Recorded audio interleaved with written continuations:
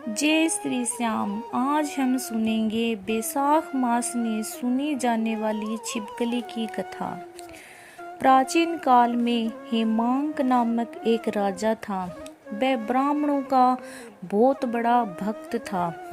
वह कभी भी किसी की निंदा नहीं करता था। वह नित्य गौ, सोने व जल का दान किया करता था। एक समय हेमांक को मार्ग में महर्षि ऋतुदेव मिले। वह उस समय बहुत भूखे और प्यासे थे।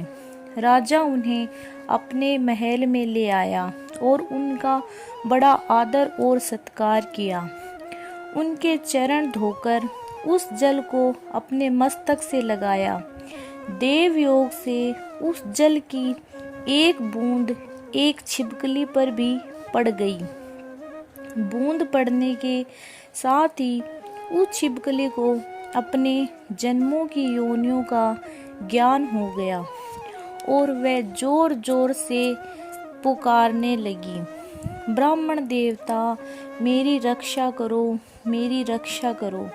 छिपकली की पुकार सुनकर ऋतुदेव को बड़ा आश्चर्य हुआ। उन्होंने उससे पूछा, तुम कौन हो? छिपकली बोली, मैं एक राजा था तथा वेद एवं शास्त्रों का ज्ञाता था। मैंने अनेक गव्य भी दान की, यज्ञ किए, तालाब और बावड़ियां एवं कुएं बनवाए, धर्म पूर्वक राज्य किया, फिर भी मुझे स्वर्ग की प्राप्ति नहीं हुई। मैंने 3 जन्मों तक चातक और 1 जन्म तक कुत्ते की योनि में रहा। अब इस छिपकली की योनि में हूँ।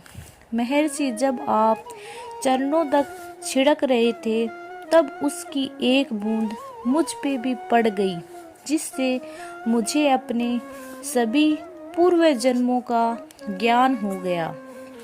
मेरे समस्त पाप भी नष्ट हो गए। अब कृपया करके आप मुझे बताइए कि मेरी ऐसी दशा क्यों हुई? महर्षि ऋतुदेव ने कहा, मैंने अपने दिव्य ज्ञान द्वारा तुम्हारा हाल जान लिया। तुमने बैसाख मास में कभी भी जल का दान नहीं किया, सदैव कुपात्रों को ही दान देते रहे। बस इन्हीं कारणों से तुम्हारी ये दुर्गति हुई। अब मैंने बैसाख मास में जो पुण्य किया है उसका फल तुम्हें दूंगा। उससे तुम्हारे तीनों काले कर्मों के कष्ट दूर हो जाएंगे। इतना कहकर महर्षि ऋतुदेव ने जल स्पर्श करके एक दिन के बैसाख स्नान का फल उसको दे दिया। जल के छींटे पड़ते ही वह सब पापों से मुक्त हो गया और छिपकली का रूप त्याग कर दिव्य रूप हो महर्षि को नमस्कार करके स्वर्ग को चला गया।